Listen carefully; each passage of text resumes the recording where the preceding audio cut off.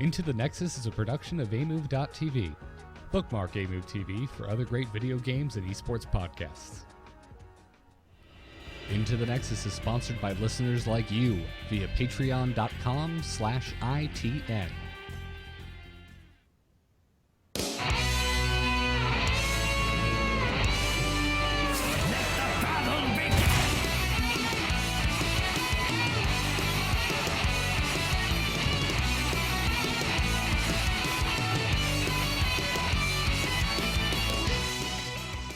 Welcome back, everyone, to Into the Nexus, the podcast all about Heroes of the Storm. I'm Garrett Weinzerl, and I'm sitting here with Kyle Ferguson. How you doing, Kyle? I'm doing great. Braxis is out. It is out. I think much like you, I saw your tweet, man. And I think like you took a little bit of a Legion break there and came back to the game. And in your freshness, you somehow forgot that this is a MOBA. And that people would be angry no matter how big of a break you took. What do you mean? Well, you stepped away for Legion where things are going pretty happy. That community is very fun right now. Yeah. My tweet about a guy who is on a warrior and we don't have a tank and someone on the team's like, yo, so-and-so can tank. And he just goes, I'm not specking tank. Just like, okay, dude. No, dude, Legion had nothing to do with this. This is Heroes and the Heroes community behaving exactly as I expect them to. I'm glad. Complete animals. I did play on the final night of Season 1, and I had an AFK first pick Asmodean and a laning ETC that threw a fit. So, it was time. I just put it away, stepped away for the weekend, had a fantastic time in High Mountain. Oh, that's good. That's nice. I am sure nobody wants to hear me talk about WoW because I've talked about it to length on many shows, including ones that have nothing to do with Warcraft. So you shall not bait me into WoW talk, sir. Even though I started leveling my Death Knight, and if you level up with the Frost artifact, it's amazing if you're an Arthas fan. But other than that, dude, I don't know what to tell you. I had a journey this week in Heroes, Kyle, because when I put that tweet out there, that wasn't even the end of it. That wasn't even the end of the worst part of that game. That Rexar and I just accept it. Like I said, I expect that 75% of you are animals that are playing this game at this point. I've lost faith in a lot of the human race, or at least the human race that plays Heroes, in terms of coming together as a team and pick up games. The only people I have faith in, Kyle, is our community.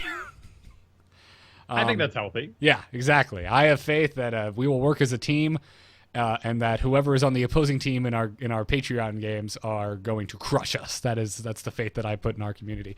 But I went on a journey, man, because after that I just accepted. I'm like, cool, Rexar, you're kind of being a jerk, but whatever. I'm just gonna put that aside. You do you. You do you, Rexar.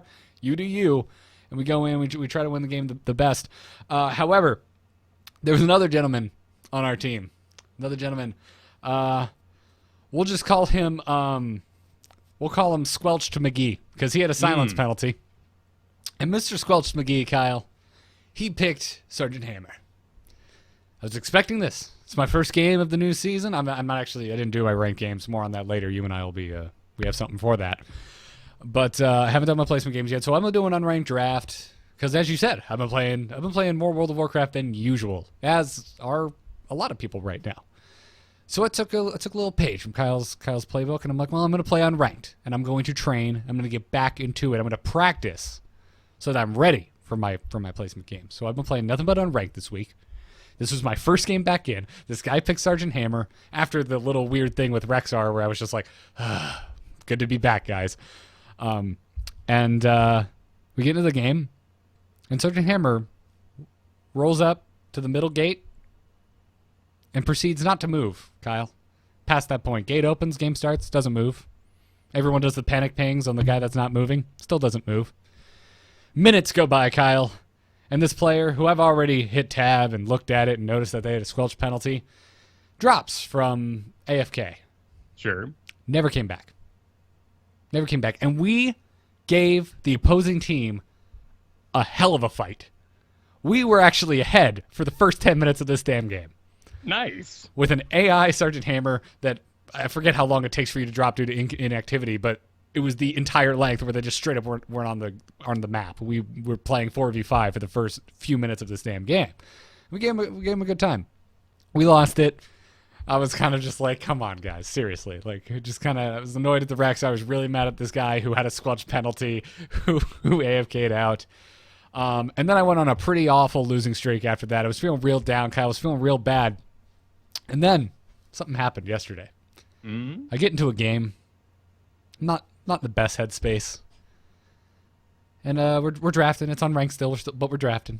And I'm looking across the aisle, Kyle, at the other team. And who do you think I see on that other team? I see old Squelched McGee. Oh. Fantastic. Was vengeance yours? And that pulled me so far out of my funk, it wasn't even funny. We crushed that game. Nice. It was Spider Queen, and I believe we had it done in about 12 minutes. Ooh, fantastic. Yeah. We Squelched McGee felt the unbridled fury of me on Thrall. I chased him down. He was my objective for that game, and I completed my objective, Kyle. Lots of people have come back, and it's filled out, but it's full of a lot of weird haters. And I had a guy yesterday who was just verbatim, word for word, repeating YouTube videos that he had seen online about map strategies, and one particular from McIntyre recently, just verbatim, word for word, down, and just everyone's going, okay, so you're you're mad pro, right? Can't land a single mosh. So yeah, your information base doesn't exactly need your skill set. It's been an interesting week, 10 placements. That's a bit much. It is a bit much. Where did we hear 3, Garrett? From Blizzard themselves. I thought so too. From their own mouth. But we're back. It's 10 placements. There is the soft reset in place again, which I guess is nice, but yeah, I finished up. And where'd you go? I did my 10. Where'd you end up? Diamond 4. Okay, so exactly where you left. Pretty much. All I right. did get back into Diamond 3 over the last week, but yeah, it replaces. Yeah, so that's a lot of work for an already established MMR, I think, to go through. And I'm curious to know if other people experience the same, if they actually have changes in their rank, or if they're once again just placed after a 10, sort of visiting a dreamscape where you're not really sure where you are and this is real. And that's your girlfriend in the dream, but it doesn't look like her at all. You know what I'm talking about? And your pet's a snake, but it's a cat. Just one of those oddities. Sort of, kind of, yes. And about 6 games through, you stop caring a little bit. Yeah, and dude, so they did another soft reset. I haven't been able to find any particular details on it, which makes me think that it's the same soft reset that we had last time, which appeared to have done nothing at all. Right. Okay. Just making sure. I have been known to be wrong about things before. That's the truth of things. And so sadly, our play experience continues to be the same, which I know I got my hopes up visiting the world of friendly PvE that is World of Warcraft and meeting a lot of cool people this week, just running around. And then going back into Heroes. It's just a bit of a jar, but I'm back in. I've had a great set of placements. Ended up going 6-4 in there. Yeah. And that felt good. Well, that's good, man. I'm glad to hear that. Yeah. But one loss was due to a disconnect, and the whole enemy team came back, and we lost 3 people. It was during one of those DDoSes that have been happening this week. That's been happening for a month now. Yeah, it's bogus, man. Some people want to watch the world burn. Yeah, I mean, I'm the first one to I'm about to lead a phrase with there's really no reason in getting upset. And when I am the first person to jump at the chance to get upset about something, there really is no reason in getting upset over that kind of stuff. There's just no control over that. And sadly, it's an online game and that's going to happen. So, c'est la vie. But that does suck, man. I'm sorry to hear that. It's time for it to change, but everyone experiences. Everyone has 1 or 2 games a season that just gets thrown out, and I guess in that way we're all even. So all that aside, all that sort of sudden Tuesday morning frustration aside, plus we had experienced everything on the PTR, I am super stoked about what this patch has done. Some of the things it has changed up. The quest system is great. Getting stim packs is a lot of fun. Alarak is awesome, though didn't quite release at that level. Yeah. Yeah, he's again. It's hot slugs. It's not perfect. We've only had 2 full days to actually get any statistics from him. It's not. I wouldn't call it yet. Can we? No. Let's give it at least 7 days to collect statistics, shall we, Kyle? Fair enough. I mean, the first 2 days, 34% win rate. That's not stellar. Nope. I thought he was very powerful, but he is a melee assassin, and we've always seen that our melee assassins come out a little light. Takes some time to get used to them. Yeah. I still believe in Alarak. I still dig it. There's a lot about Machines of War to like. And with that in mind, let's just dive into it. Let's jump into this week's news. We're on, boys! Ha-ha! Let's liven up this place! Point me to the stage. Click the play button, and let's get started. So Machines of War has arrived. Alarak is here. Braxis Holdout is here. The change to mount speed is here. Boy, is it ever. Boy. Man, you could feel that thing. Yeah, it's funny because we both played quite a bit at this point on the PTR. We had 2 full weeks of it. We did 2 after shows in a row, 2 weeks back to back on the PTR. You think I would have been used to it, but yeah, something, I don't know what it is about the live game. Maybe it's just because I'm not looking at Gazlo in a PTR thing when I log in. It's just, I got in and I absolutely was thrown for a loop, even though I have tested this. I know how this is supposed to feel, but something about, I actually got to pick Zagara in a game this week, and I'm just like busting out my wings, and then I'm like, what, am I not winged up? Am I off creep? Like, what's going on here?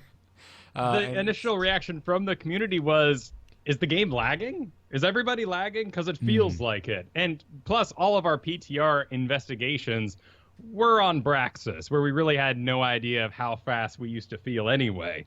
But going into Cursed Hollow, now it takes, instead of 18 seconds, it takes 20 seconds to cross. It's not a big deal. The real problem for me is all these sweet psycho mounts now look awful. In particular, the brand new one that came out with the bundle, the Queen of Ghosts bundle, Machines of War. That thing looks like it should be hauling butt. It's doing these sweet banks.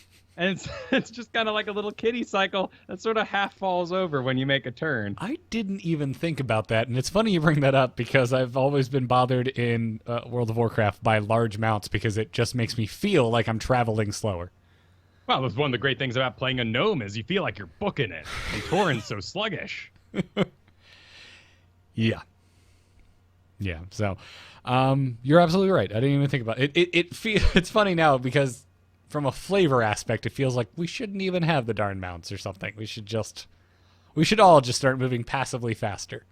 That's the weird part, right? Is once we've gone down to the new speed, it just sort of takes away a bit of that creativity, I guess. As we get closer and closer to not having mounts at all, maybe that's a little extreme. It's one of the few things that you can identify your character with. And now with season rewards too, mounts are a very big way to show if you had skill in other seasons. And the horses are fine. They're trotting, not quite as action-packed as like grabbing the reins and whipping both sides of the butt, but it's going to be okay there. But those cycles, man, they're suffering. Yeah. Yeah, it's not quite cutting it. But yeah. So in the live game, I mean, you've played quite a few games at this point.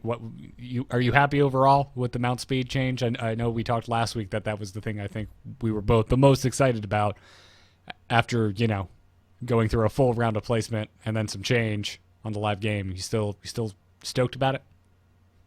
I think it's neat. What really excites me are some of the people who have really climbed in this environment. Gazlo and Asmodan had huge jumps in numbers, some 5% win rate increases. Now, part of that, for Gazlo anyway, is due to Braxis, because he's got a flat 60% win rate on that map right now. So that's padding him out a little bit. But if you imagine Gazlo's solo pushing the top, leaving a little turret to sight for him, and the mounts come riding up, or he sees them moving through the middle, he's got an extra second or so to react to that. And Asmodan's generals that are doing things in far-off lanes are getting stuff done. Lunara and then Rexars are other highest climbers from this patch. And, Lunara's speed wasn't really tweaked. And then Rexar is also very powerful on Braxis, but mainly he got his Misha fixed. Misha no longer gets stuck on the lane minions, so Rexar's back in his old glory. And it's cool to have that mix-up. But characters like Brightwing, Ballstad, all these characters who didn't get any cooldown reductions changed on their globals are still just going to dominate the meta. And once again, Dahaka.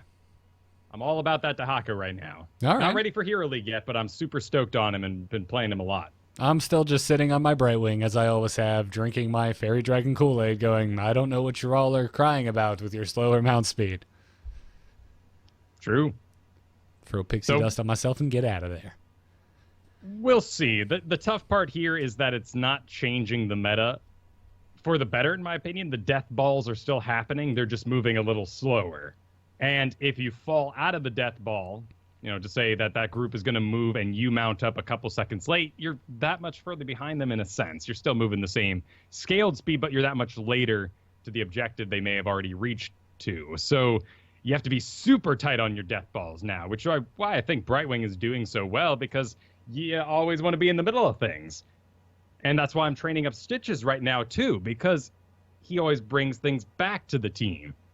Whereas some of my other warriors like Muradin have a tendency to get too far ahead and get isolated. So I'm changing up my roster quite a bit to make sure that I account for how team-based things have become. And I'm still hoping with this eventual change that we'll see a longer laning phase. But that's not the case right now. Fair enough, man. I didn't even think about that with Muradin, because I was joking with someone on Twitter earlier who was talking about, oh man, I had this YOLO Muradin, just kept going so deep and dying, and I snarkily replied, is there any other kind of Muradin other than YOLO? But I didn't really think about the fact you've dwarf tossing yourself into the fray and getting back out of that, or if you do it too early and your team's still trying to follow you and you were the first one to mount up and got there too soon, you're in significantly more danger now than you were before. Right, and in that case, you should have just picked a different tank to make sure that you didn't outmaneuver your team in a way, and more on drafting in our strategy today. I would argue just, wait a second for your team to catch up before you dwarf toss yourself in, but I've been arguing that since the beginning. Choice. Yes. Yeah. But I love, the reason I say that is because I love marauding Muradin, and I take Muradin to maraud. I realize that the advantage of him jumping in and going as ham as long as he can, and I pick him for that reason. If I want to stay with the team, I'll pick someone slower, Johanna. Yeah. So I know you talked about some people who saw some growth with the changes. What about the people who kind of fell down in the win rate this week? Yeah, Vala falling down to 43%. She's been sitting at a solid 50 for a long time now. Of course, the new build is in place, and the majority of people are actually doing an auto attack build right now, and it's not right, it seems. In fact, the damage you get out of a multi-shot build might be the one to go with. Yeah. Who was it what was it? Fan? Was it Fan that was showing that off? Just a few minutes ago, on the Braxis event being run by Blizzard, Solid Jake, and Dunk Train there, Fan was showing off a really stupid, powerful multi-shot volley. He also went in and did an auto attack build in a later game, and it was very successful. But he's Fan. Yeah, and he's right. We're putting this in the hands of someone who's very skilled and acknowledged for his repeatability. It's one of the great things about Fan is he does not suffer from fatigue as much as some of our other pro players, and game to game or even team to team, he continues to perform very well. Yeah. Zagara fell as well, but not to something as dramatic as a 43% win rate like Vala. Zagara dropped 5% down to 50.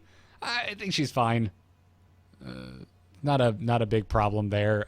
I've actually had a chance to play Zagara this week. That alone excites me. Again, I was doing unranked, but even the fact that I got a Zagara in an unranked draft is enough to put a little shimmer of hope in my eye, Kyle, that maybe I should practice Zagara again. I might have a chance to actually play her. I think that's good. Flat 50 for Zagara. Healthy. And it was just number tweaks, too. Not anything really crazy. Yeah, we talked about, if you listen to the last 2 weeks of Into the Nexus shows, we went through the PTR patches. You can hear our thoughts there. I think these are healthy changes. They're fine. I'm not surprised at all. The one that I was the most skeptical of is the duration reduction on the Mutalisk. I think it's okay. Do they really make it the full minute anyway? 45 seconds is still awesome. Exactly. That's a really good point to bring up. Unless you're the slowest jungler in the world, that is not really going to be an issue. I'm excited about that Gazlo, though. I know you are, Kyle. I know you are. No surprises there. We also had some big falls from Anubarak, Karazim, and Diablo, falling down 3% in their win rates, too. I have no answer for this right now, and I'm very curious to know what's going on there. Of course, Karazim always sort of suffers when things get different. Yeah. Yeah, I don't know. Diablo has not been performing for me whatsoever in my personal games. When I see it, and I you know me, I'm not playing him. He's always on my team or I'm against him. So if I'm going up against Diablo, it doesn't seem to pan out for them. And if I have a Diablo tanking for me, it doesn't seem to pan out for us. During these times, particularly if you're talking about the last week, we're dealing with limited hero pools of a returning player base too. Mm-hmm. And they may not be thinking as dynamically as they should. I mean, Diablo should be taken for his trait, his stuns, really. Yeah, absolutely. And that's something always to wrap your head around. Because for me, I even texted you. I said, dude, what's with Gul'dan right now? Did I miss something? I have seen so much Gul'dan this week. It never works. I don't know what's happening. Gul'dan is completely flat, unchanged this patch, but still sitting at 45%. I don't know why either. He's fun, though. He is a lot of fun, but his low mobility really decides the team makeup for me. And you cannot have something squirrely with him because he's going to get isolated. He's just like Artanis in that way, in a sense. I mean, ranged for sure. But once he's in, he's not getting out until level 20. Yeah. And fantastic damage aside, sustained damage is not in right now. We talked about chunking last episode. And Gul'dan's, dots do not bring the morale power that you need to win a game. So it's very distressing. Also, Horrify just combos horribly with a couple of ults as well that are big in the meta, of course. Mosh Pit and things of that nature. I am so lost on the Gul'dan biz. I did win with one this week, but we draft very smartly around him, and it was in the first two picks that Gul'dan was selected. So I was able to, as tank, say, all right, here's what we're going to do.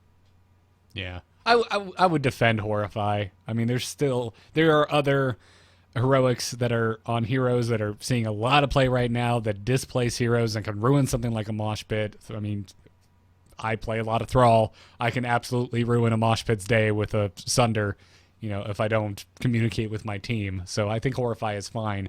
You just have to be conscious of that.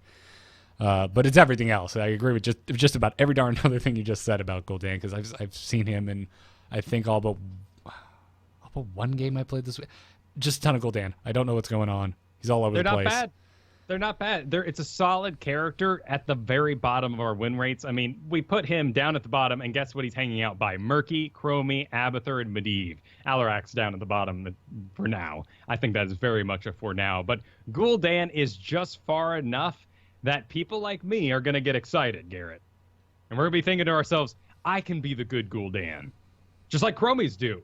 Every single Chromie you meet in draft is like, no, I'm the good Chromie, though. I've reached that point now with Chromie where I just assume.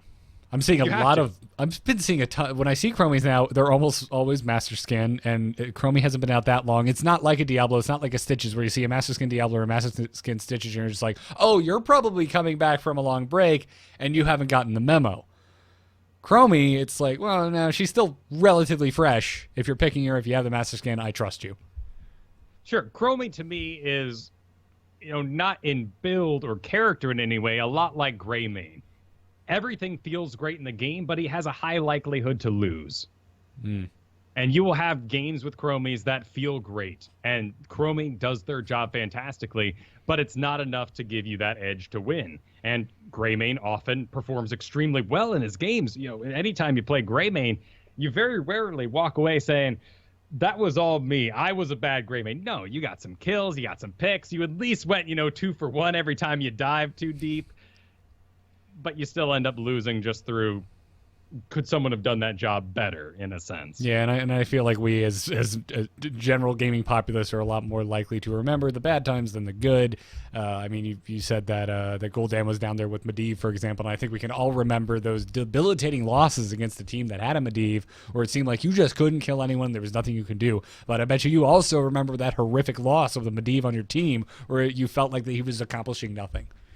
Right, and that's the problem with just the human brain. Yeah. Gotta make sure you hide from the tigers. Yes, absolutely. But that cute tiger you'll forget about. I seem to have the worst luck with new maps or battlegrounds are added. I have hardly seen Eichenwald in Overwatch since it was released, and I have seen Braxis once this week. So I have been to Braxis twice. Once for a really good game, and once for a complete snowball in my face. All right.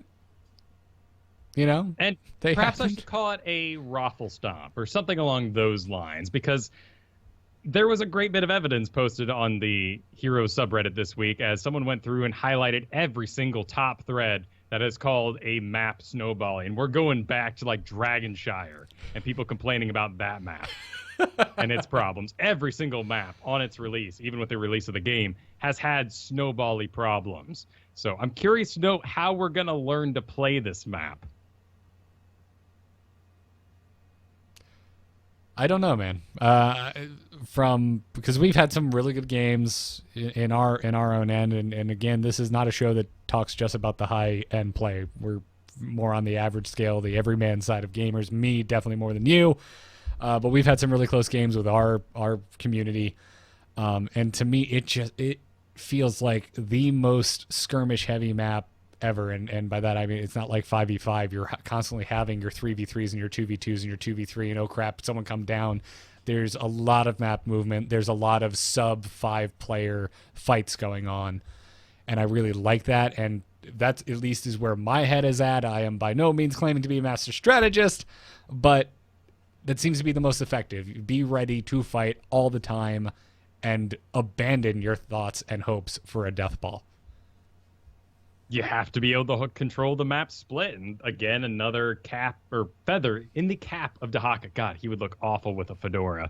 Oh, please don't ever do that skin. Though, speaking of skins, I really want an all jeans Tychus. And I'm talking like a jean jacket with a fanny pack in front. Where did this come from? He seems like a guy who would really like a jean jacket. Okay, so you want a Canadian tuxedo for Tychus. I've never heard it called that. You come on, you've watched Super Troopers. I haven't, actually. Oh, wow. Okay. Well, next time you're down, we will rectify that. But other than back to Braxis Holdout. I was going to wrap my thoughts up about how it's played by saying that I find that there's a surprising similarity between the way a game of Braxis plays and a game of Dragonshire plays. And I think the Dragonshire comparison is where all of our faults lie right now, because you can make a choice. And look at Gazlo. Gazlo's win rate, 60% on this map right now. Mm-hmm. On Dragonshire, if Gazlo controls the top, you can just go, well, forget the top. Let's defend the middle. We're not going to get bottom either. Let's just ignore where Gazlo's camped out. But on this map, there's no ignoring him. You have to get that point, or you will die. Or you will go for the other point, and Gaz will continue to dominate the top or bottom, wherever he is. And that's going to cause a critical error. So we need to draft for teams that can actually go in. In fact, look at Artanis. He is the 4th highest win rate on Braxis right now. Why? Because he stands in one place real good and holds that place forever. Yeah. So I don't know. I mean, what is your current mindset on Braxis? What is your strategy? What do you do with that Gazlo? Do you just throw everything you have at him? That's the tough part. You don't really want to go into those. Ideally, you can move to the other side of the map. And in that way, you would take advantage of your mobility over someone like Gazlo. Or you would have to have a structures engaged. And that's why Hammer has such a fantastic win rate right now, because the chances in solo queue of pulling off a structured engage into Hammer are really low. I mean, blinds don't last that long for the most part. Our longest lasting blind is on Artanis, and he has to walk all the way in and probably get pushed back by Hammer. Johanna sure can blind have the help and sustainability to get in there and actually get to the hammer, but you're dealing with 4 other dudes causing problems for Johanna there as well. Yeah, and then hammer would rightly not target the Johanna anyway. And if you're going that deep with Johanna, there's a chance the other 4 dudes are walking past that tank and getting to your back line, causing problems. Or trying to run it with you and they're too far up and your thrall dies. It's a burden for sure to actually get in on Gazlowe, and I think you should out-squirrel him if you see an early Gazlowe pick. Yeah. We haven't talked too much about Hammer other than the guy that AFK'd his Hammer in my game with my story at the top of the show. I'm seeing a lot more Hammer. I'm seeing a lot of really good Hammer in my games. I am happy, personally, just to see Sergeant Hammer back. I like it. It's not grown to absurd levels. And I'm very happy that we don't have auto first bans right now. We actually get to play a little bit of a dynamic game. And it's a lot better than the burst meta ban phase was, where you had to do the whole, like, do you want Kael'thas? Okay, so we're gonna ban Zagara, and then they have to ban Li Ming, and then we'll get that was just a dumb sort of game. Now there's actual map picks happening in the ban phase, and Hammer's not going to see bans because there's just a chance that no one ends up playing him for now. That could very much change. Seen a lot more communication with teams as well. If we have first pick with whoever has first pick, hey, what do you want? Show your pick, and the banning player will make their ban decision based off of that. And I really like that. I mean, I definitely saw it before, but I've seen it significantly more this week. A lot more communication in the drafting phase. Well, and Kerrigan's still getting knocked out, but it's almost like a trick because everyone just bans Kerrigan because they want a specialist to still be open. Yeah. So I'm very pleased with that right now, and I'm glad we don't have something that's truly just dominating everything. Yeah. I'm curious if things will get figured out sooner than we think. Perhaps. And I think a part of helping things get figured out was the Machines of War show match today. Start at 3 p.m. Pacific time.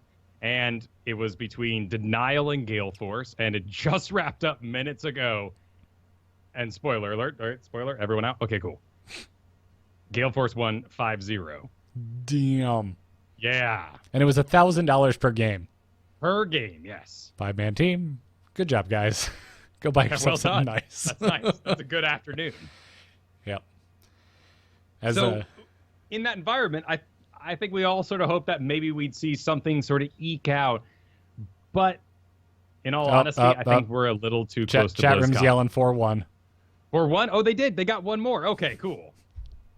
That was looking dominant when I checked in real quick.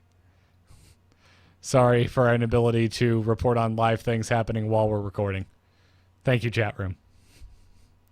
I blame the guy who came in earlier and said 5-0, but whatever. I was hoping to see some clutch plays, something really unique to the map. Instead, we saw kind of the same thing that happens every game. Really solid sort of esportsy comps. Did get to see, fan sport in that new Vala. Mike Udall picked himself up a Butcher for a little bit, but I think they were already sort of ahead too much to lose it out. And they were just having a little fun with the remaining games that were left. And also, I think we're too close to BlizzCon. And a lot of these guys were hiding some pocket strats. Oh, I'm sure. I mean, granted, this is still pretty early, right? I mean, you'd think that they might want to try something out, particularly with money on the line. But we didn't really see anything that just sort of screamed, this is the new thing to do on the map. We didn't see Gazlowe, but it's a pro environment. I know that's a little odd. We didn't see Jade at all, who I think is probably the most powerful mage anyway that can go into that map. Yeah, I think you hit the nail on the head, man. We're really close to BlizzCon. We're exceptionally close. These are both teams that are in the, they have a chance. I wouldn't want to show my best strategies. We saw a lot of Ariel bans, but Medivh got banned 4 times. In 4 of these games, Medivh was first ban. Could have been in that 5th game. I don't know. And then Rexar also received a little bit of play. Muradin, Li Ming, though, were all of our first picks, basically. So you can kind of see how maybe behind the curtain of older meta, this whole show match played out to be. Let's let's bring this into our realm. Talking about like how much Medivh was banned. What are you most afraid of right now? Like in terms, like what are you the most afraid of seeing? What do you want banned out? I know we just talked about how in the ban phase, right, there's a lot of fluctuation at the moment. It doesn't seem like there's a catch-all. And I definitely don't think in our pickup game environment that we're going to be using a ban on a hero like Medivh, because there are so few people that I think feel confident picking him. But I think I am the most afraid of a competent Medivh. It throws such a massive monkey wrench into the whole system. It does, and it's the same reason why I don't want to fight Divine Shields, because there's that chance, particularly on these sort of gray many characters, that whatever you've been up to for the past 10 seconds just gets turned off. That dive you did completely negated, and now you're very out of position with that should-be-dead guy staring you in the face, and that's awful. By the way, Gale Force is not going to BlizzCon. All right, I think we've covered all the corrections here. We're good. Oh, I was speaking generally. I wasn't. Okay, anyway. Good God, chat room. We're doing stuff live during esports events. Taking a sip. All right, fair enough. So are you with me there? I'm not. What I'm saying is I'm not surprised about the Medivh bans. Not in a professional environment, no. I think though you still get. I'd say in your own home games though, get rid of Jaina, get rid of Gazlo. They have so much power. They got circles, man. Match your shapes. You got to stand on a circle, get a circle spell. And then Jaina also has that bonus of actually being able to clear the Zerg wave pretty decently. And now you have to worry about triangles. Though Rexar has performed very well here, I don't think you ban him out. Kind of like Lost Vikings if you're not on Garden Terror. You just take a chance. And sometimes it'll go horribly, but I think odds are in your favor that people can't play Rexar. Yeah. I haven't had fantastic experiences with Rexar overall, and definitely not this week. Hey, shall we talk about the dev Q&A that happened? We can. There was some interesting thing. You said we can, like there's nothing interesting. It's all, we're getting into that BlizzCon veil, so it's all a little bit of a hearsay right now. I think as close as we are to BlizzCon that this was a surprisingly interesting Q&A. There's a Q&A on Reddit this past week on the Heroes of the Storm subreddit. If you missed it, we're going to talk about some highlights here. I'm interested in art and updated art assets. Apparently, a visual update for Brightwing was shelved because of how upset players got over Murky's visual update. Why we can't have nice things. And I would say, please, Lily needs it more than anything else. Yeah. Murky was recently internally discussed and may be getting some tweaks in the near future. It should come as a surprise to no one. He is not doing well, which makes me sad. Yeah, and he's going to suffer more as Zarya comes out. A weird hero is to be announced at BlizzCon. Also surprising no one. Who do you think it is? According to our leaks, there isn't anyone on there that I would say is weird enough. So I have no idea. All right. There's going to be an amazing new Kael'thas skin. All right. That could mean anything. I bet somebody thought that Monkey Brightwing skin was amazing. Sure. I think it's nightmare fuel. The devs are currently testing a hero that's controlling and affecting the battleground. How? Well, how does this work? It's always been a very exciting idea that you could have a hero who transposed their own field onto the battleground. Like, what if someone could summon a arena of sorts that would trap someone inside of it, and it would be sort of like an illusion. Oh. Kind of like what, level 20 Sonya does with her leap and leaves that big old crater. Granted, that thing still leaves room for trees and stuff like that. I mean, what if you could build, I don't know, what if it was a Varkul or whatever they are, and you could build some sort of magical rainbow bridge that just parted the trees. And you could walk through that illusion now. I don't know. But I'm interested to see what they come up with. Could be nice. I like field decorations. I love the ways the creep works for Zagara. Yeah.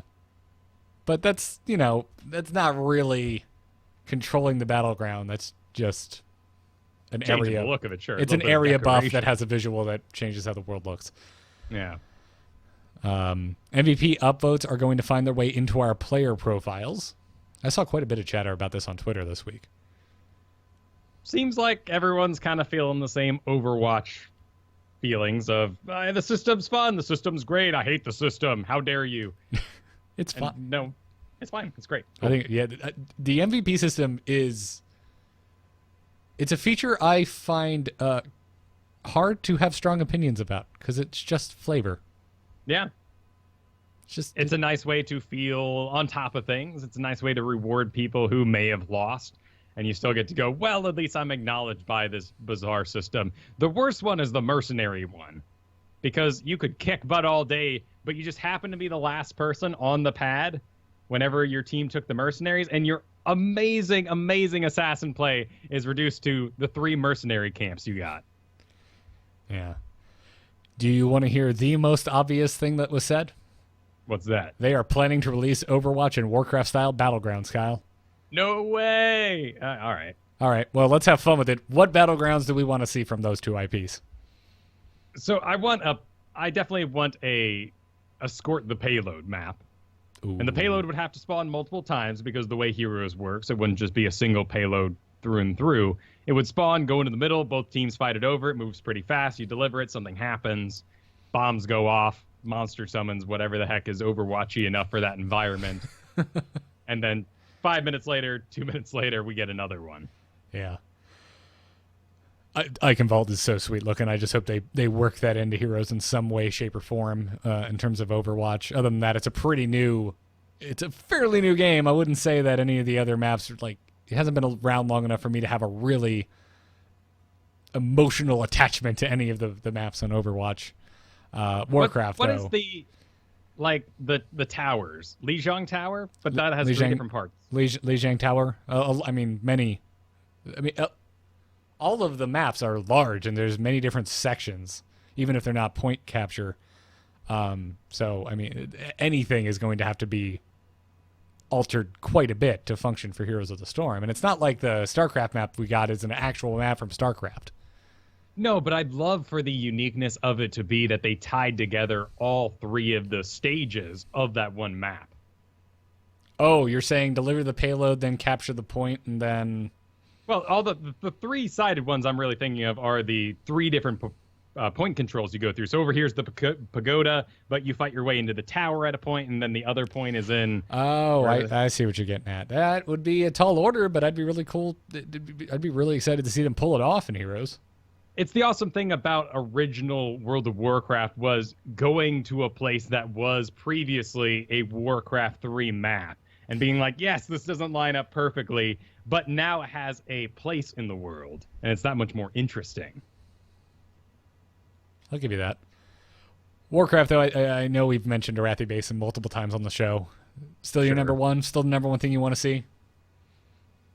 Yeah, my number one thing I want to see is boss battles. I just want events where we all get to PvE a little bit. I know there'd be ridiculously overpowered heroes in that environment. So, hey, why can't I get the Lich King one? What was it called?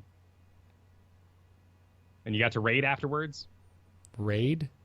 Yeah, the raid would Winter open Grasp. up. Yeah, Winter Grasp, yeah. Gotcha. Yeah, that was just a straight-up zone. So how about you win the map, and then you get to go fight a boss for bonus loot? That'd be supremely silly. Or you can reduce it actually down to a map where if you control X points or capture whatever, you then open up a door and the team gets to fight a boss or unleashes a boss from that instance. Okay. So it still has that flavor. You'd have to do an interesting balancing act with that. Does the team that didn't get that, do they get to stay up top, and the team that unlocked the door have to make the judgment call with, can we kill this boss fast enough so that the opposing team doesn't do too much damage while they're left on the field? Who knows, right? You'd have to completely change everything about it. All right. Because there's only the one base. But, it could be in the middle, and then the door opens and the boss comes out. All right. Fair enough. I would still like to see Arathi Basin almost verbatim. Get rid of cores. Just first to, max resources wins. That could be interesting. It does lead us with a little bit of a maybe anticlimactic ending, but so does, Towers of Doom. Not so much anymore, though. Towers of Stress, and just those maps are always epic. I come out Towers of that of Doom is still sweating my favorite, but every time. Exhausts me. I don't feel like I won. Just barely. More meaningful rewards are coming for player progression and heroes at level 20. They're going to be giving us info about this at BlizzCon. And another dev brought up that it sounds like maybe achievements are coming with that. Have to see if there's any rewards tied to the achievements to see how excited I get about that. Right. We're looking the gift horse's mouth a little bit, but yeah, achievements are always a little lackluster. Yeah. Possible Dreadlord hero, Kyle? Wink, wink, nudge, nudge. I mean, pretty excited? much has to happen, right? Eventually. Yeah.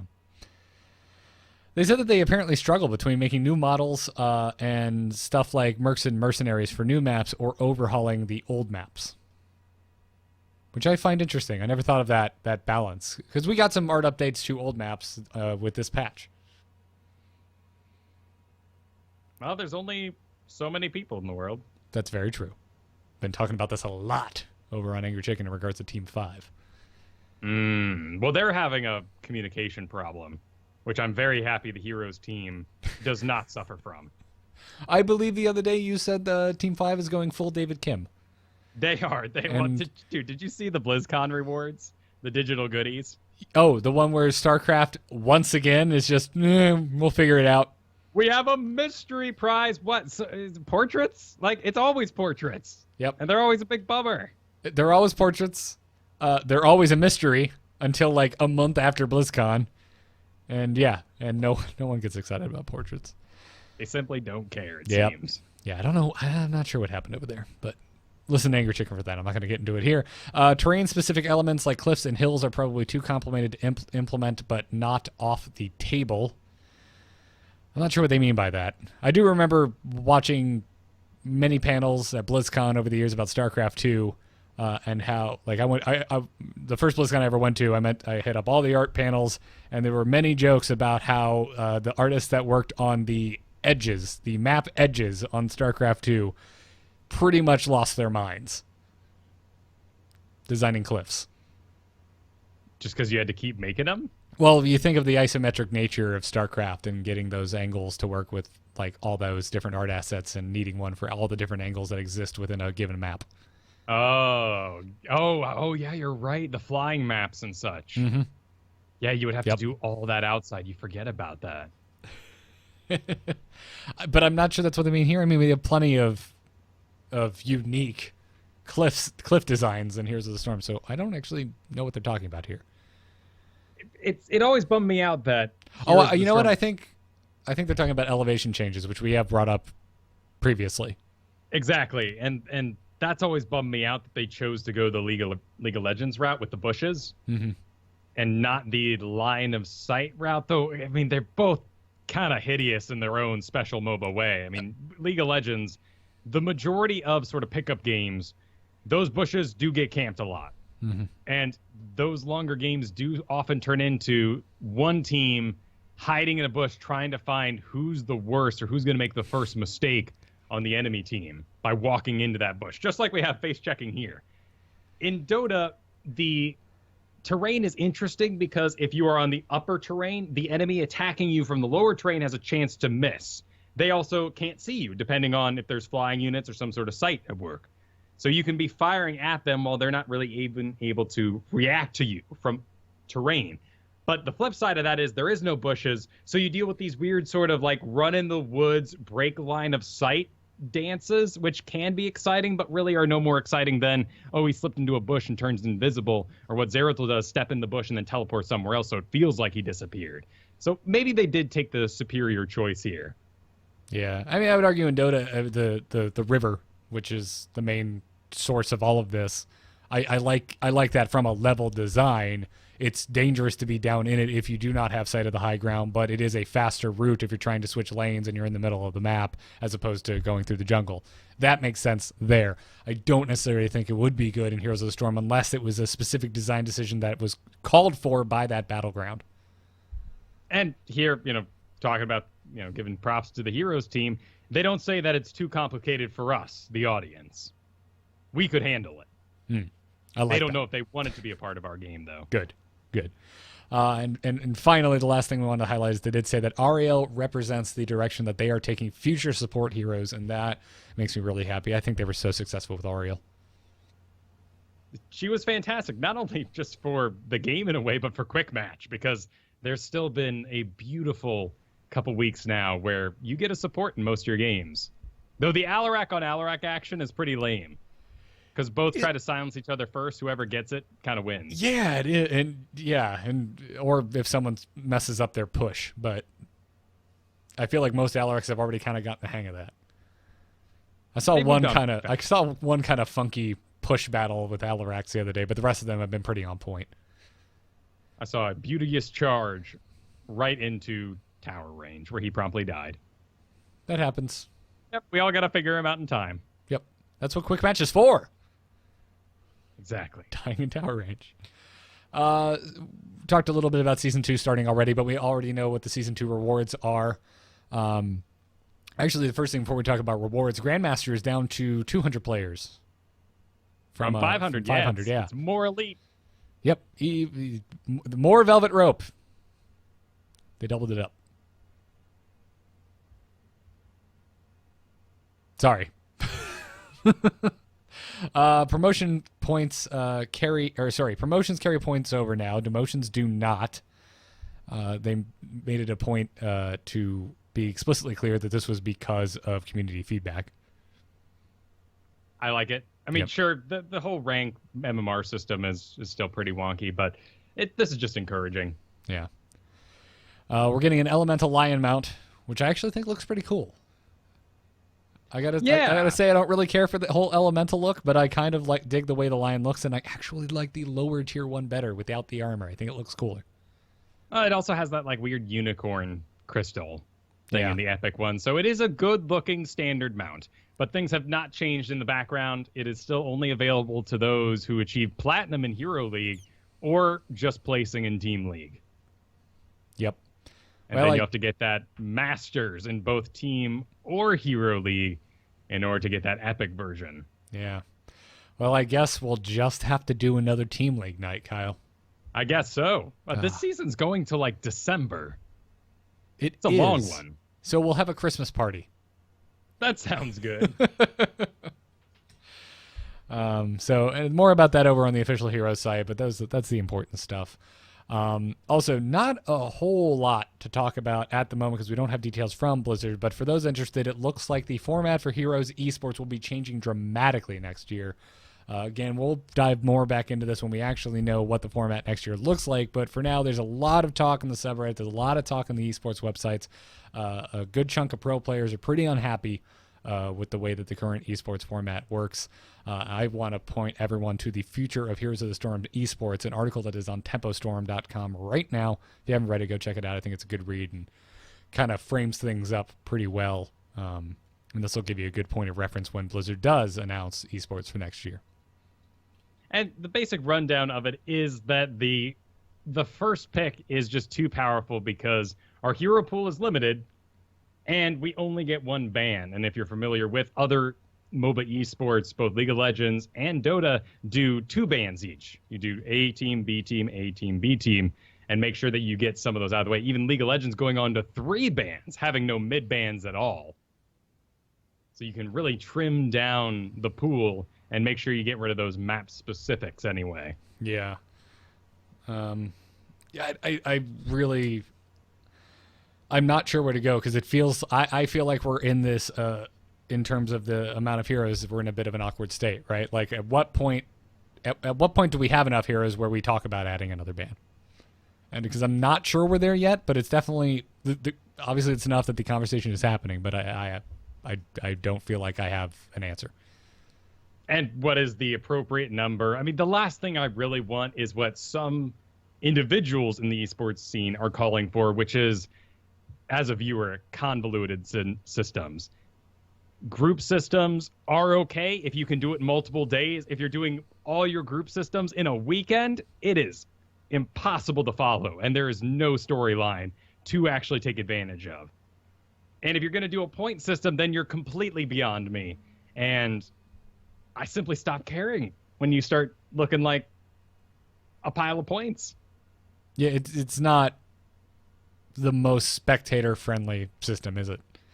It's fine for Hearthstone. It's fine for StarCraft because there's a whole year and these are individuals. And it's nice to know in a very real way who's the best right now and who has, in a way, been able to attend all the events. That's a little bit of a problem anyway with visas and everything else like that. No, there's all kinds of, it's not a perfect, no, I don't feel any esport has a perfect system at this time. But yeah, and then whatever the case is, if we start getting more convoluted, as you put it, I think there is a discussion to be had about how close do you keep it to the system that is in the actual game? How close do you keep your esport to the experience for the general player? And we want that. We want to mirror what's going on in the real world. So I don't think it's bad to give us another ban. Sure, our hero pool has to go up by one. That doesn't really suffer too much, as long as it's quick. Yeah. I've moved on from having that discussion about adding bans increases your hero pool, which makes the business model of heroes seem a little less enticing. At this point, I do not care. If it's good for the game, do it. No, every single game that lasts longer than 2 months is going to have a barrier to entry. I'm not concerned about that sort of thing either. Yep. Well, before we move on to strategy, we're going to talk about must-learn heroes for Season 2 solo queue. We have patrons to thank, Kyle. Did you know there are people at patreon.com/ITN supporting our show? I did. Did you know that? Despite some of the dumb things we utter on the show from time to time? I did. Are you referring to a certain moment in the previous show? I totally did. I totally am. I totally am. Are we addressing it? No. Things are great around here. There's been no mistakes today, and there was no mistakes in that previous show. Frankly, this show is awesome. Every now and then, guys, you say something dumb. Gonna happen. And you just have to keep going forward. Sorry, I'm dumb, everyone. Aw, that's too much. Anyways, seriously, thank you everyone who's supporting us over at patreon.com/ITN. That's why we're doing extra shows. That's why we call in show every month. That's why we do extra video content. It's technically called Heroes Coaching, but last month it was the Team League event. And it looks like next week, Kyle, you and I will be doing placement matches together. That is true, yes. And that'll be happening at 3 p.m. Pacific on Tuesday and Wednesday. So 5 games each day. I'll be on my Smurf account. But not Wednesday. Wednesday we're doing it earlier. That's right. 3 p.m. Pacific on Tuesday, noon Pacific on Wednesday. Well done. There you go. But I'll be on a Smurf account, and you'll be on your main. Indeed. Indeed I will. Where I'm sure we will end, you will get placed in Diamond, and I will be placed in Gold. That's not true. That's not true. I'll be using a Smurf account that was donated to the show. Well, that's what I mean. I still think that'll happen. But due to seeding, and he never placed any, so I'm not expecting to get that right. All right, so we'll see. We'll see what happens.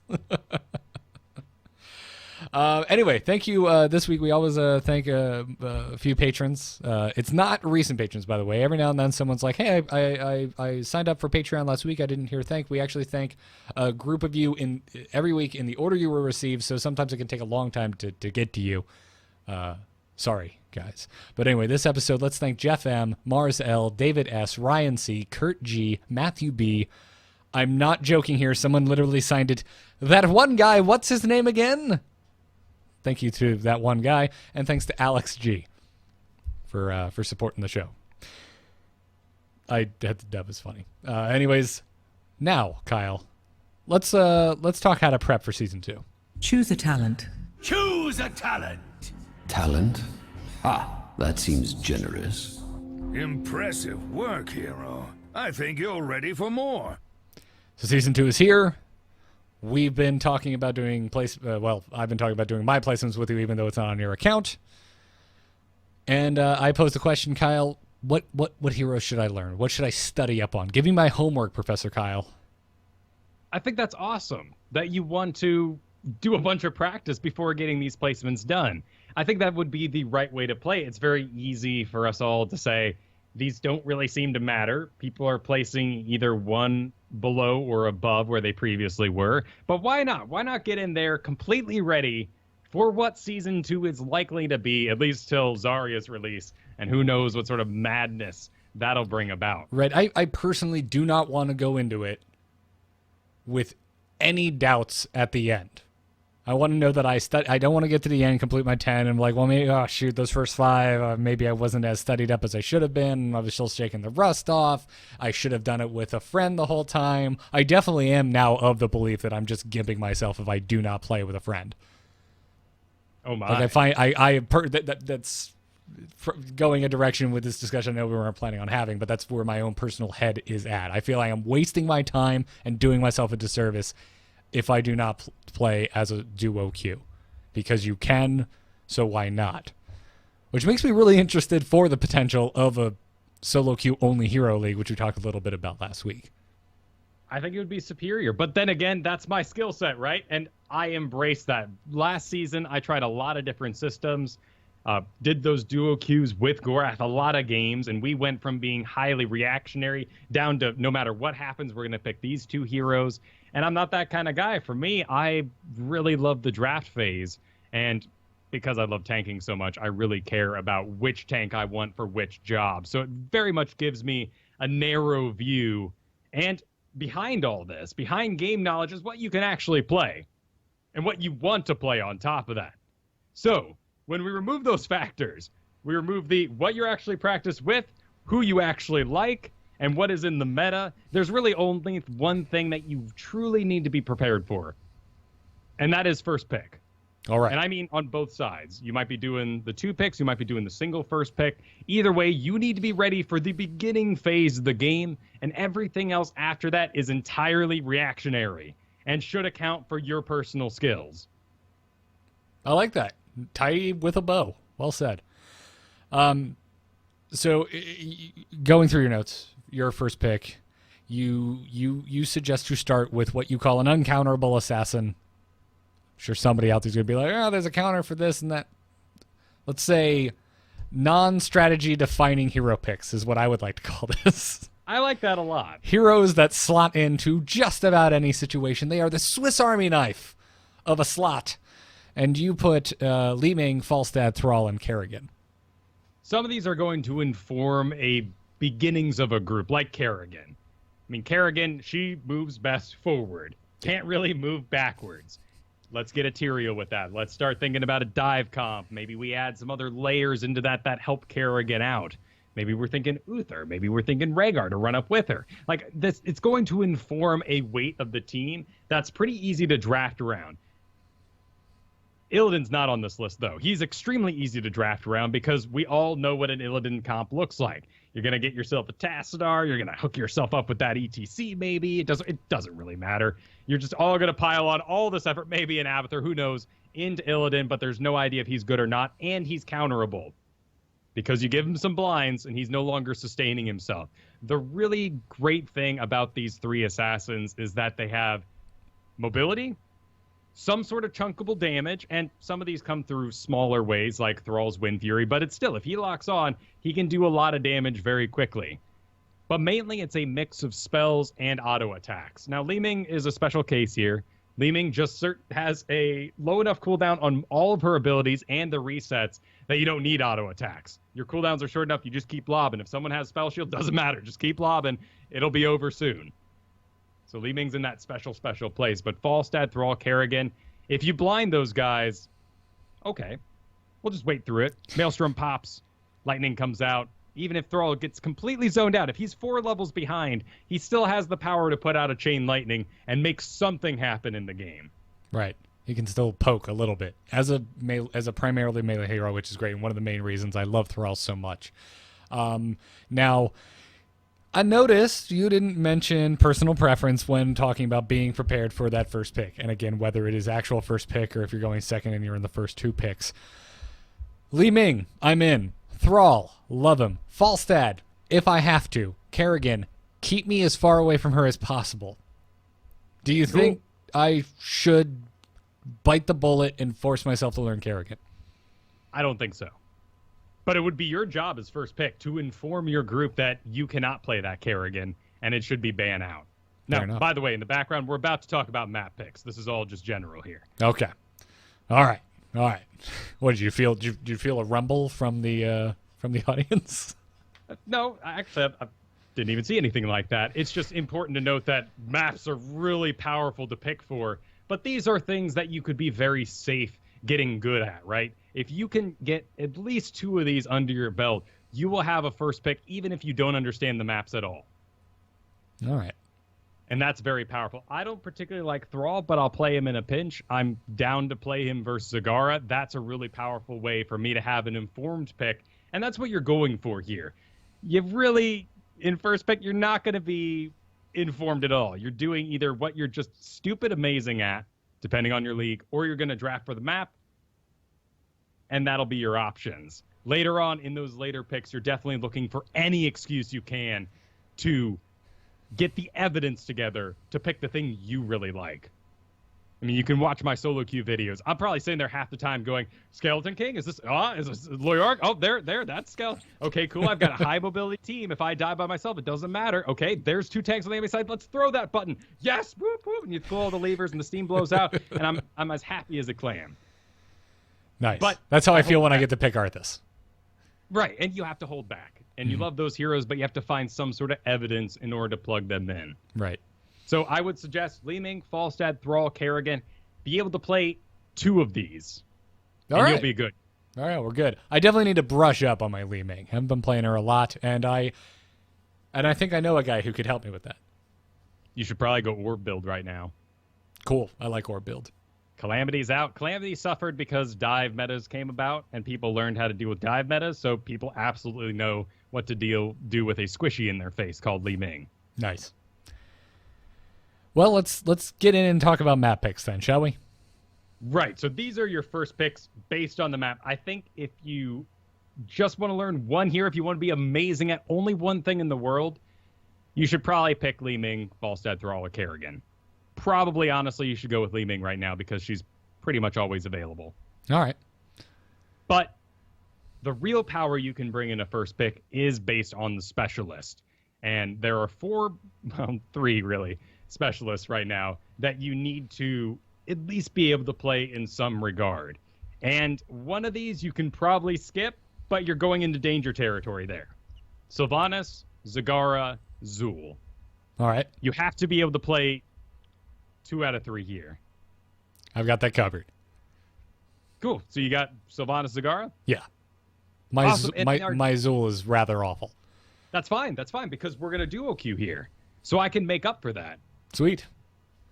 I've got the Zul. Zul is crazy powerful on Blackheart's Bay and Tomb of the Spider Queen. Also has a really good win rate on Dragonshire, but doesn't quite command the map in the same way he does on Battlefield and Tomb of the Spider. Just a good win rate, drafted smartly. You may even be able to get him in a much later pick. But those 2 maps give you so much power. You are going to get so much XP for your team and have such a weight on the field that first picking them greatly increases your chance to win. Sylvanas is pretty obvious. Any map that summons something that's going to march down a lane that can be attacked by a tower.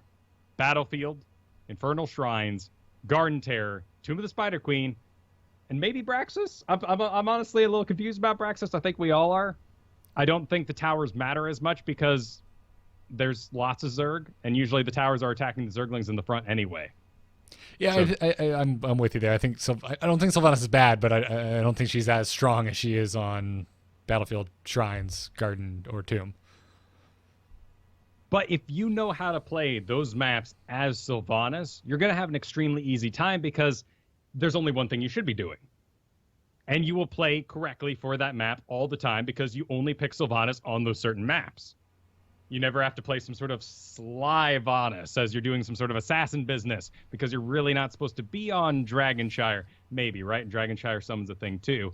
She's just not quite she's not quite a dueler and has some problems on that map. Right, and dueling, yeah, and that map is much more about dueling. But because Sylvanas is good on so many maps, if you're going to skip one, I might suggest Sylvanas. Now that Zagara is fallen a little bit, I think she'll still see a lot of bans too. Absolutely. I think people are still afraid of her. And Zagara's good on just about any map. And you talked way earlier, just about how Gazlo's gone up in the world. Some of that is because of the sight from his turrets and his ability to react for the slower movement speed. Creep tumors are even stronger now for the same reason. Yep, and I do think Gazlo might be first pick on Braxis Holdout, but I'm not suggesting that quite yet. I'd say go, do it. Do it. I want to see Gazlo on Braxis Holdout. Anything beyond there. All right. Anything beyond Leeming, Falstad, Thrall, Kerrigan, Sylvanas, Zagara, Zool. That's your comfort picks. That's what you feel that you bring an extra layer of flavor to. I don't care if someone put out a tier list and your favorite hero's in the very bottom tier. If you have excuses to take them. What I really don't want to ever hear from people is, I'm a blank main. That is not a smart way to draft. That's a smart way to play quick match all day long. Go for it.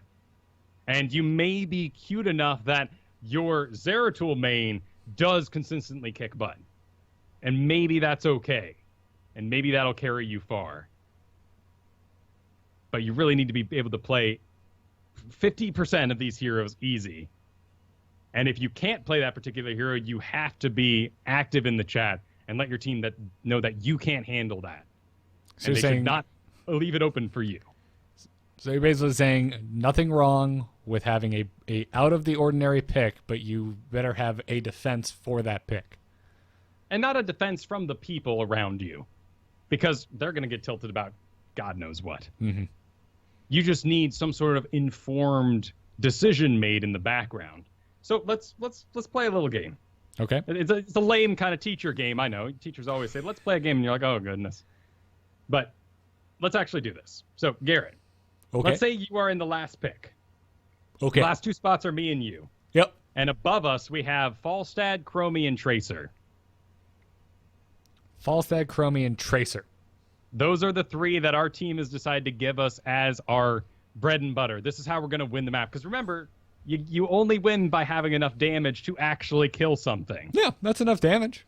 It's enough damage, sure. I'm concerned about the hit points. Exactly. So your head's in the right space. Yeah.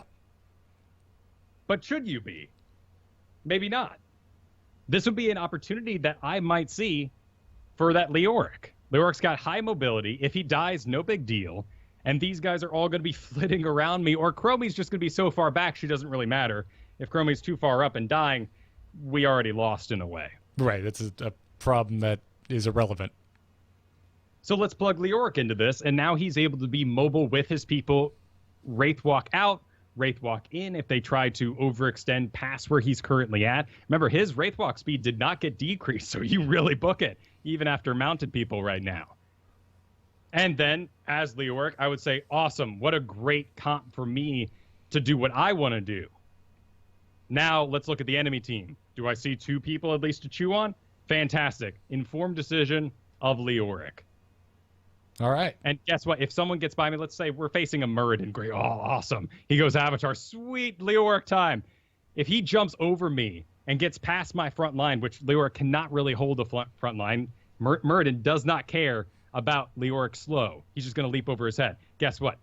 Falstad, Tracer, and then Chromie is too far away. There's nothing for him to even get at. So now we need to add a support into that. And the worst thing we could do would be Borealis.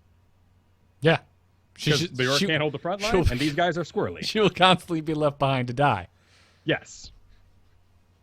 So we should get someone equally squirrely. And in fact, you said that we need something with a little bit of health on it. So we have two choices there. We can really embrace that squirrel 200% and get Tassadar so that nothing is right to target.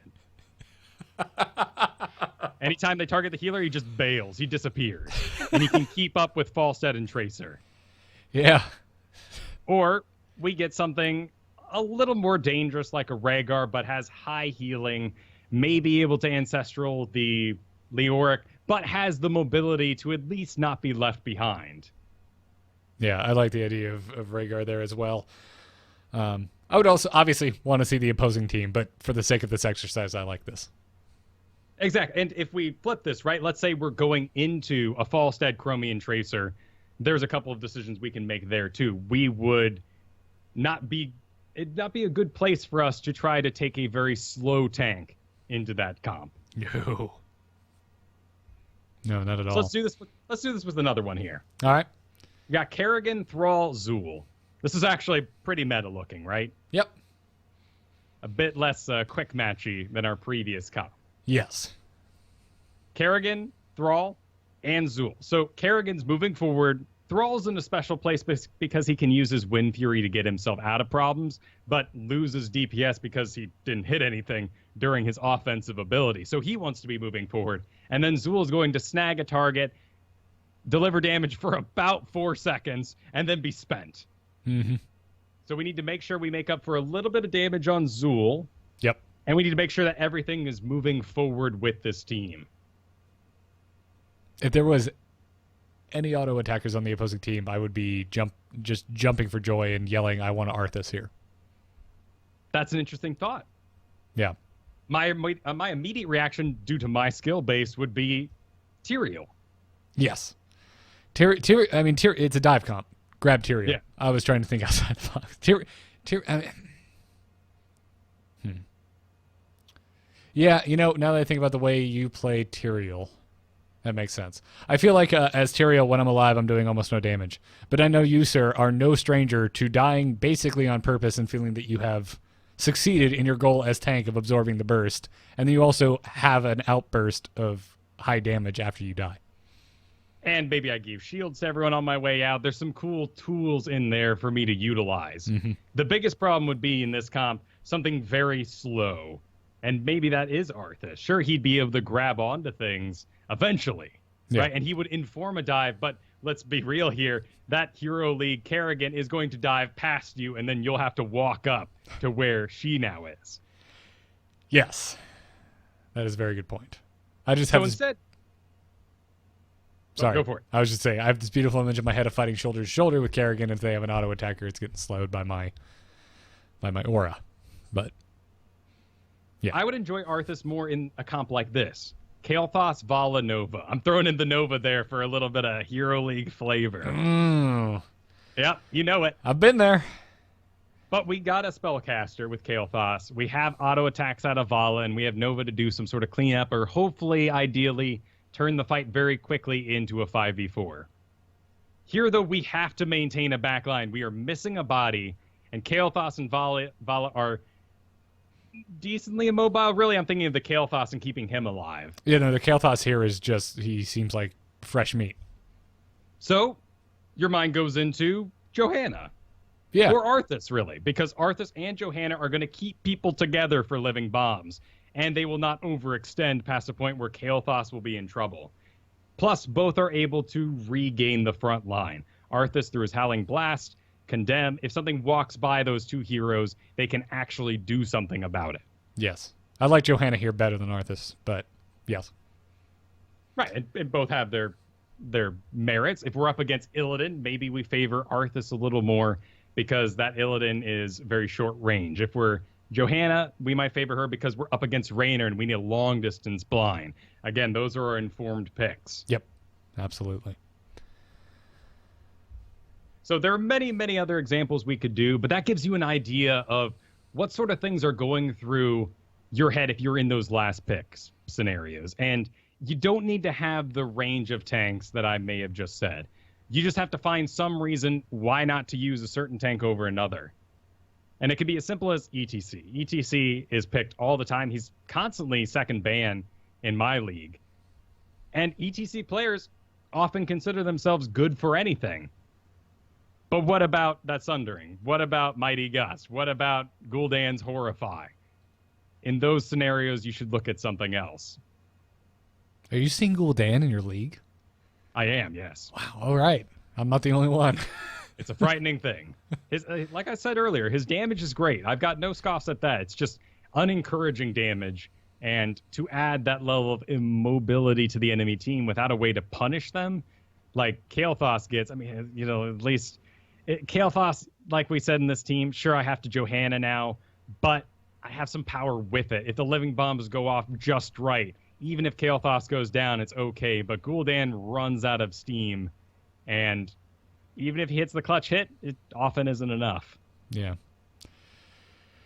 Yeah, absolutely. I do want to give I would give credit to ETC. I like ETCs even without the mosh pit, even though the mosh pit doesn't land. I just like the ability to disrupt. I love the power slide. I love the stun that it brings. It can also leave the back line open, though, and that's a thing to remember. It can have a Muradin effect. Right, and something to think about Butcher right now is everyone likes to think that you have to charge engage. And remember, you never have to. In fact, the majority of good plays in a team setting are going to be made by walking into the problem first and then using your abilities afterwards. So let's imagine ETC. He power slides into an Illidan comp. Well, he is now too far forward. Illidan dives his backline. ETC has no way to react to that. Yeah, exactly. So you walk in the first place and then be ready to power slide back out. Same with Stitches. It's really awesome to get a clutch hook. But you know what? You might want to actually walk into the battle first and then use the hook to re-engage a fight that is already going well. Well said. I mean, we how many times have we talked about this and just saving your stun for a mosh pit? It's the same concept. You have an ability. There's another ability that you're worried about, and you're saving that ability to counter it. But you're not dancing. You are not doing nothing during that time. Right. You are continuing to be effective. You're just holding off on that one element. Mm-hmm. And same with Butcher. I mean, I love Butcher. Butcher is honestly at this point probably my favorite Illidan counter. And that sounds a bit weird, but they're going to dive the back line. Illidan is not going to dive Butcher. Get in the fight, and when Illidan goes past you, charge backwards and rock his socks. That's gross. It's really gross. Well, all good points, Kyle. You should make Heroes flashcards, by the way. You should make draft flashcards and sell them on your Patreon. Oh, they change every month. That'd be the hard part about it. I don't even run, like, builds. I do have a couple builds. My favorite, really, like, tried and true, like, Diablo builds on my Twitch page. But for the most part, this game moves real fast, and it's constantly changing. You put them out every week. They're printable. Yesterday, I ran into a counter Zool Greymane. And this was so cool. He lost, thank goodness. It was really scary. I was on Blackheart's Bay. I first picked Zool for my team. And I go in the top lane and start doing the top mid business. And we're thinking, you know, this will elicit a reaction from the enemy team. My 4 dudes in the bottom should be able to get some serious stuff done. What happened on that map was the enemy team went 4 versus 4 in the bottom, and me and Greymane battled it out in the top, and he went Gilneas Cocktail and was able to clear at a greater rate than I could produce skeletons. Wow. And it was this really weird, clutch little thing that this Greymane knew how to do. So you can never, ever ignore the power of knowing something that you think your enemies don't. Because that was really surprising, and they kept in that game way longer than my Zool should have allowed. Nice. Well, very nice. Well, shall we take some emails and wrap this up? Let's do that. Darkness stopped calling. Does anyone else hear that buzzing? Hold on. Darkness just texted me. You can send your emails to itncast@gmail.com, and our first email today comes to us from Luke, who writes, "What are your thoughts on picking support/tank prior to the second ban? Have you seen any data that would support a claim that grabbing one or both of these roles early increases win rates? Could Hot Slogs data show this?" So we don't know about that. We see lots of team compositions. I mean, there's still some fantastic tools on Hot Slogs, even if the uploads to the site have dwindled a little bit in the past. I mean, you should still check out all of the statistics tab. Check out the heat maps. I love these things. I geek out hard over this stuff. You get to see where everyone died and stuff like that, but we have no way of knowing the order of picks right now and if those are going to be more powerful. So with that in mind, what's your opinion? What do you think about taking these before the second ban? For me, it's a big no-no. I think you should go with what we just talked about, and you should try to, in your first 3 or 2 picks, depending on which side you're on, to make sure you have as much weight in these uncounterable assassins or specialists as you can for the map.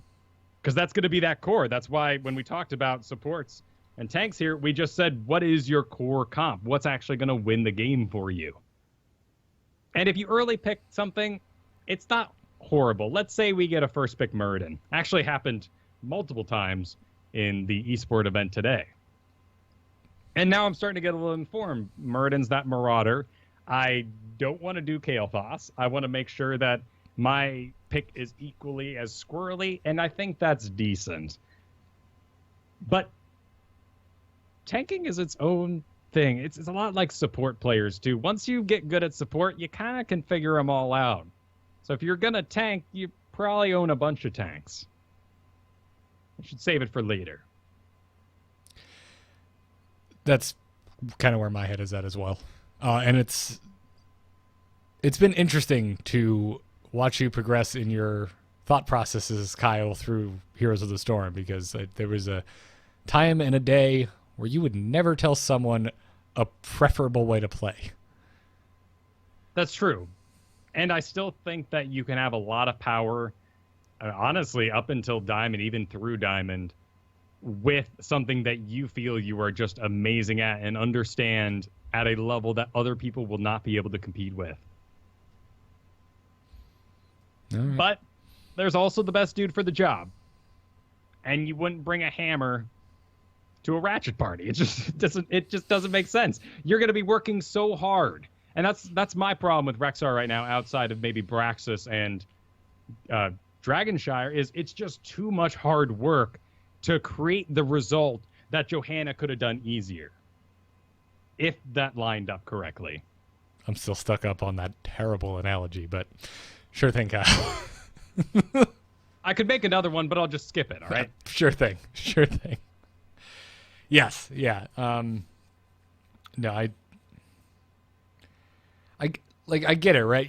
I get the rebellion against the safe draft, right? Because we all get tired of it. We all get tired of that desire. Everyone saying no, just make a safe pick. We all get tired of everything we just talked about, Kyle. No, make a safe first pick, and we'll grab tank. We'll grab support at the end because that's the safe way to do things. At some point, you're just like, I just want to. I just want to Arthas right now. Let's use me as an example. I just want to Arthas. I'm second pick. I'm taking Arthas, but I don't know. It's dumb. It's been said a million times, but it's a team game, and you need to beat that into your head. And if you want to if you want to play draft, if that's the way you want to play, I really do think that that's a mindset you have to carry with you. I think there's a weird respect I feel that needs to be paid in this game that doesn't exist in other games. There's also a lot to say for that dude who's picking Nova and you can't stop him. And those sort of scenarios are going to be fine times to early pick a tank, because there is such a low chance that they're actually going to lose that hero. They're not going to lose their Chromie. They're not going to lose their Nova pick by the time we get to them. They are being resilient to any sort of strategy discussion. You check their profile because they've been talking to you, and you see that they have 500 games played on Nova and 100 played on anything else. And you just say, this is reality, and this is what we're going to have to deal with today. Let's go ahead and get those early tanks and support picks, because these end picks aren't going anywhere and they ain't changing. That's a really good thing to note as well. And flip side, if someone second picks a tank, it's not the end of the world. Don't let it tilt you, and just adapt. Exactly. Badgerlord wrote in, our good friend Badgerlord said, my personal favorite heroes are Chen, Dahaka, and Malfurion. Despite my positive win rates with all three, I still get raged at from time to time for not choosing a meta pick, what we were just talking about, even in unranked. And it's getting more frequent. Boy, in unranked, I would just ignore them. It's unranked. Yeah, that's just silly. I mean, I play it for practice. But you know what? My Hero League drafts frequently go very weird. So it is practice. You're playing unranked because you are playing a hero that you have to practice with a tank and support. Mm-hmm. Like Alarak, really, how much good information are you going to get without a tank and support? Not a ton. I think on Greymane, that's very, very different. Yeah, I think once you learn how he moves, and how to use the abilities, you're done.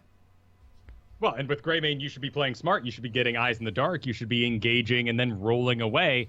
And that's not necessarily a tank or a support problem. Yeah. But with Alarak, you do have a little bit of self-sustain with your lightning.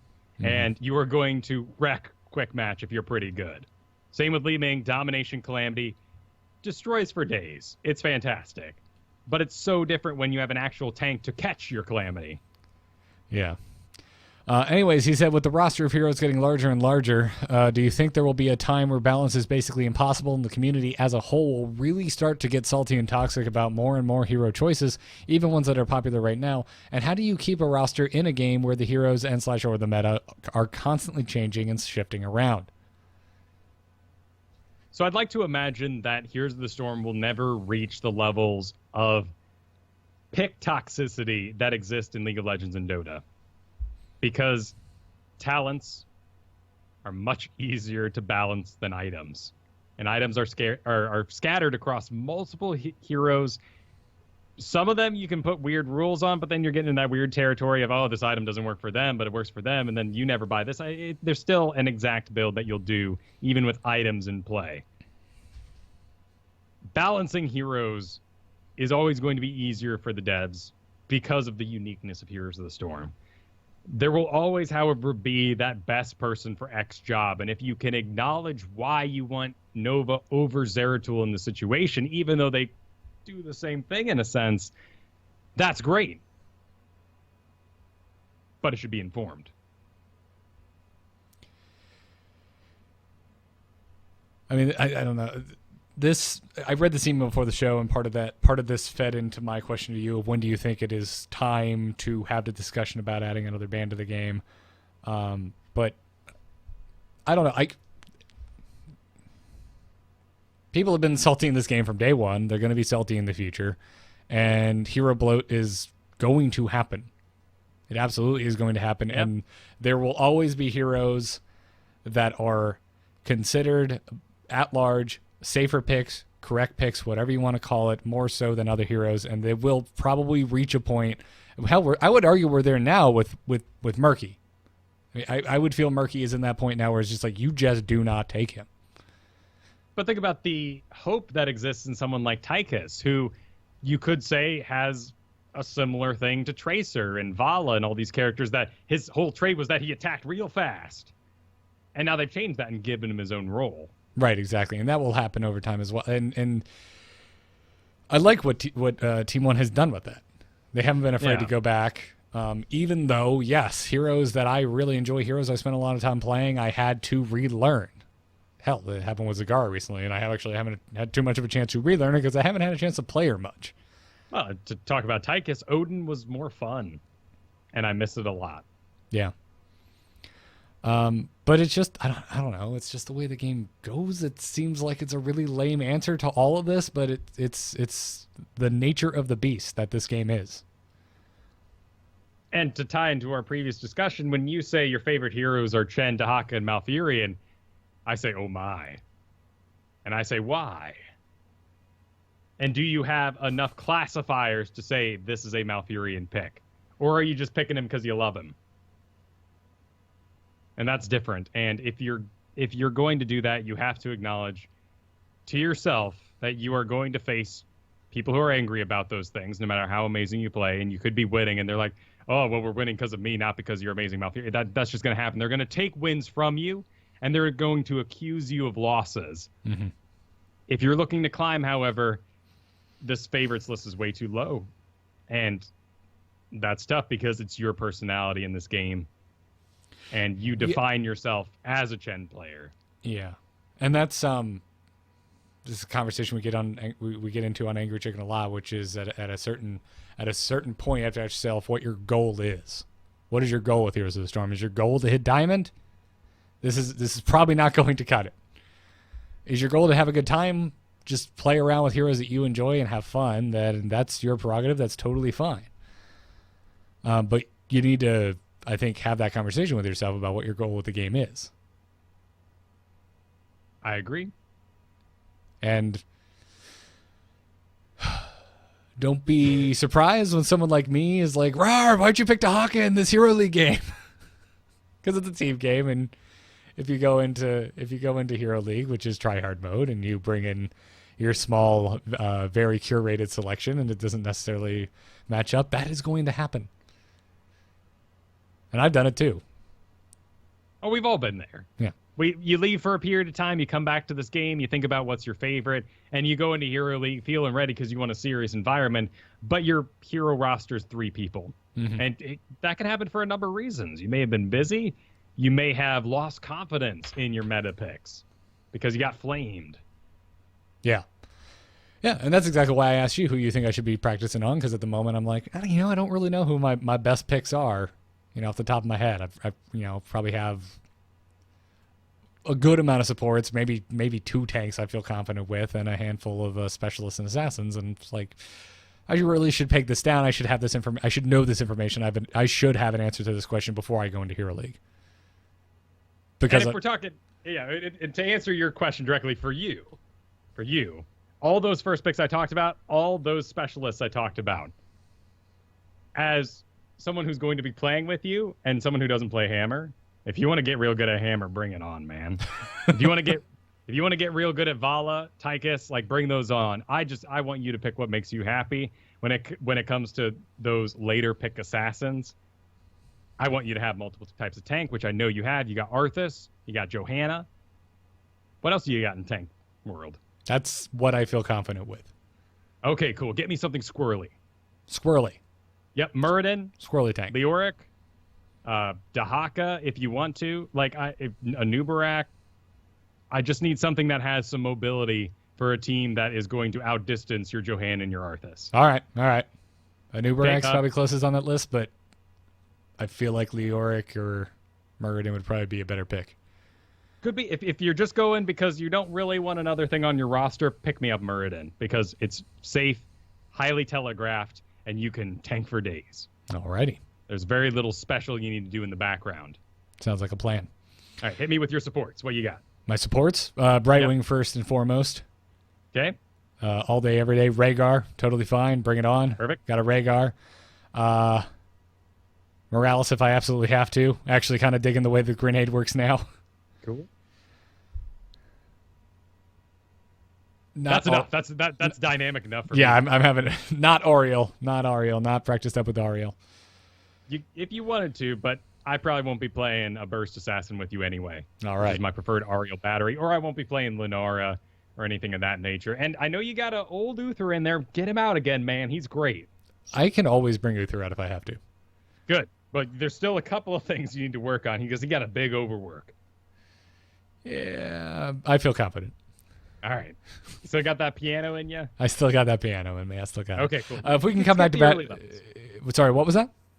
You could skip the early level piano stuff. That protection shield isn't quite as good as it used to be and stuff. Yeah. Oh, and Lily. Yeah. Why did I forget Lily? I don't know. I think because it's just like a given. Yeah, everyone can play Lily, right? Yeah. I can hit Q and E. W occasionally. Cool. That's solid. Before we move away from Badgelord, I do feel like we should interject also. It's like you can sort of kind of have both of that question I was asking. Are you in it for fun or are you in it to climb? And I think you can be in it to climb and have fun. I think you need to expand your roster, and I think that's all right. There are enough heroes at this point that I am confident, Badgelord, that you will find more heroes that you like that fit into a larger variety of scenarios. If you need to protect yourself, you can say, this wasn't my season. This wasn't my meta. I'll go easy this season. And when X hero comes out, maybe I'll engage in a serious environment again. Whatever works for you. Yeah. But anyways, I think that's going to do it for this episode. That was longer than I ever expected it to be. Thanks again to our badass patrons and our Patreon producers, Declan H. and Cheesy Bob, for supporting us over at patreon.com/ITN. Thank you to everyone on iTunes who have left us 5-star reviews. If you like the show, if you like Into the Nexus, you want to help us out for free, drop us a 5-star review on iTunes. It helps us out a lot. Thank you to Angered Citizen and Dragon Knight 31. Who left us new 5-star reviews. Check out amove.tv for the whole back catalog of Into the Nexus episodes. Check out our shirts over at shirts.amove.tv. Cups, glasses, pint glasses over at Etched, twitch.tv/amove.tv. Custom etched pint glasses, custom etched wine glasses, coffee mugs, all kinds of stuff over there. You can catch us live every Thursday night at 8 p.m. Eastern on twitch.tv/amovetv or on the mobile live stream at alphageekmedia.com. Kyle and I will be doing placement games together Tuesday next week at 3 p.m. Pacific and Wednesday at noon Pacific time. Check that out. Follow us on Twitter at ITNcast, and a big fat thanks to Gorath and Brian Griffith for our intro and outro music. Kyle, where can folks find you when you're not doing ITN? You can find me at twitch.tv/Kyle Ferguson. And this week, I put up a special little podcast on my solo show there, Solo Q&A. You can find that on iTunes and other places as well. Sat down with Gorath, and we did a retrospective of our whole run, our whole try-hard event through last season. And if you missed Gorath's tweet, oh, dude, his end of season reward popped up, and it said, "Congratulations, you reached placement match for Masters. Congratulations, Gorath." It's like, oh, he was one game from being there. Wow. Damn, son. Well So played, sat down Gorath. with him for a discussion on that. Of course, that's a regular weekly podcast, and as Garrett said, check out Tuesday, Wednesday over on my stream, where I'll be doing the placements with Garrett. Absolutely. You can find me on Twitter at Garrett Art. All of the other podcasts I do at amove.tv, I would recommend Embrace the Spoilers, where Jocelyn and I are currently spoiling the lore from zone to zone in World of Warcraft Legion. We've already covered Stormheim. We just posted the Azuna episode this week, and we'll be doing High Mountain this upcoming Monday. So check that out if you're a big World of Warcraft player. We're diving pretty hard into it. I'm hooked like I haven't been since Lich King. It's a fun game again, Kyle. It's a good time. I agree. I would also recommend everyone go to youtube.com/amovetv right now if you like WoW content, because Kyle, you and I and your lovely wife Kristen and Jocelyn and Dills ran a 5-man in World of Warcraft the other day. We streamed the whole thing, and Kristen made this amazing 25-minute cut of it, and she made us sound funny. I liked it. It was a fantastic event. Dude, I looked forward to that like Christmas, man. Yeah. I was so excited waking up Monday knowing I was going to play with a full 5-man in World of Warcraft. It was a lot of fun going with you guys. I know we'll be doing it again this week. I know that project might be expanding to get a little fancier in some ways. So keep checking out those videos. Yeah. It's perfect time for WoW right now for me. I am losing my adult mental brain because I'm buying my first house. Every day is some new bizarre challenge when it comes to that. And I like WoW because I can just get in and just play at my pace, and I do my thing, and I don't have to keep up with meta, and I don't have to keep up with esports, and I don't have to look at it. It doesn't matter. I can just go to Icy Veins if I really care, but I don't. I know how to tank. It's fine. It's done. It's covered. I get in there with my friends. I have a good time. Perfect time for an update to that game. So for me, I always have a game I play in the background secretly offline. Sometimes it's Darkest Dungeon, sometimes like Civ 5. Lately, man, Civ 5.